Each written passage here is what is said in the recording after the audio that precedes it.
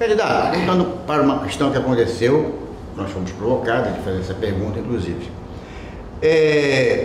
Em julho deste ano, o governo editou um decreto feito com base numa ação civil pública patrocinada pelo Ministério Público Estadual, amparando excedentes do concurso público da Polícia Militar do Estado do Pará de 2016.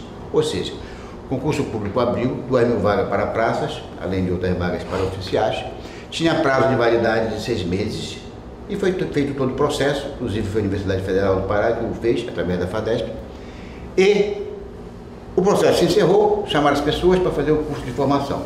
Mas muitas outras pessoas tiveram a nota mínima para aprovação, mas excederam essa quantidade de 2.000 vagas.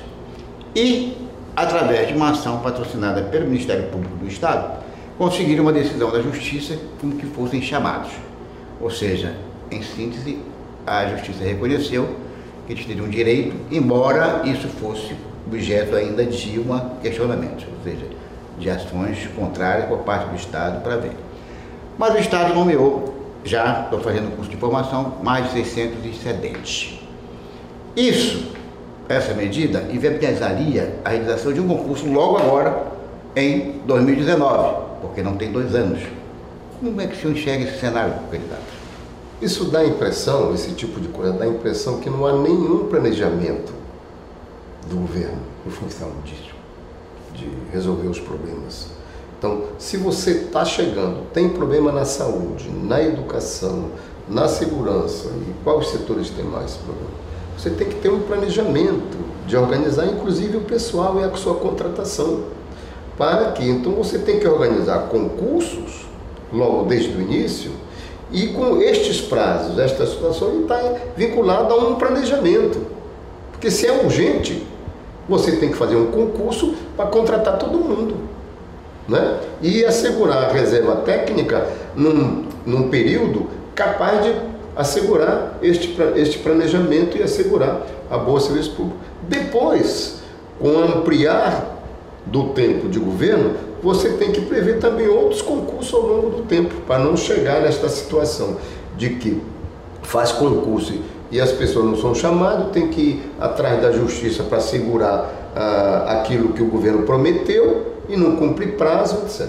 Então, isso dá a impressão exatamente da falta deste planejamento.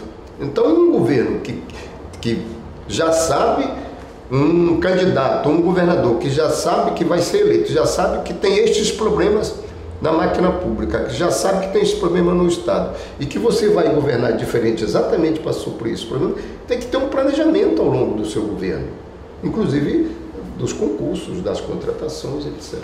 Então, aqui há um planejamento e esses prazos, combinado com as leis e com o Ministério Público, com todo mundo, você tem condições de fazer um planejamento para evitar esse tipo de compostura do governo e o cidadão é obrigado a ir atrás da justiça para o governo cumprir a sua palavra. Então, pelo que eu entendi, candidato, o senhor defende a tese no seu governo, sendo eleito, de haver um planejamento sistemático dos concursos que serão realizados, logicamente, depois do levantamento da necessidade, na área de segurança pública, educação, saúde, etc. E aí nós teríamos uma anualização ou uma bianualização de concursos. Ou seja, as pessoas já saberiam antecipadamente o que iria acontecer nos 4 anos de mandato e com isso teria mais facilidade de fazer a preparação. Exatamente, porque você, vamos resolver o problema da segurança, que é o grande calo da sociedade paraense, né? Não é à toa que nós somos um dos piores estados na questão da violência, né? Então, aqui tem um planejamento para isso. É preciso contratar mais policiais, tanto civis quanto os militares? Então, nós temos que fazer um planejamento ao longo do tempo. Como é que o governo vai absorver? É preciso 10.000? Mas o governo, com certeza, não tem condição de absorver logo os 10.000. Então, nós vamos processar, vamos fazer 2.000, depois 2.000, 2.000, e você cria as condições deste planejamento. Então, por exemplo, na área de segurança, tem problemas nas fronteiras, nos corredores, tem tráfico de arma, tráfico de droga, tráfico de pessoas humanas, de pessoas, etc, etc. Então, o governo tem que se planejar para poder... o governo está presente em todas essas áreas, né? Inclusive na área tributária. Concurso da Secretaria da Fazenda, o último concurso para auditor e para fiscal da Receita Estadual, por exemplo, tem mais de 4 anos que não é feito. Não só, foi desmontado, acho que em 2007, quando a Ana Júlia assumiu o governo, ela valorizou e estruturou a ouvidoria. E fez concurso e chamou todo mundo. Ao que eu sei, foi reduzido a máquina da ouvidoria. Está reduzida a poucos funcionários. Então, tem que reestruturar, valorizar, para poder chamar mais concursos, mais gente, para poder, por exemplo, a questão da dívida, aquela dívida que eu falei, a dívida ativa de 20 bi.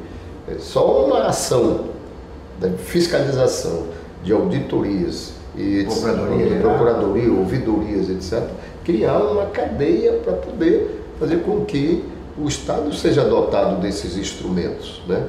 De combate à sonegação, de cobrança dos devedores, transparência na prestação de conta, ouvidorias, para criar em cada órgão ouvidores que possa, digamos assim, com a fiscalização da própria sociedade, né, dotar o Estado de um processo de políticas públicas e principalmente de transparência, onde secretarias que têm relação de grandes contratos, lá tem que ter uma ouvidoria que é o ouvido da sociedade para fiscalizar esta relação público-privado.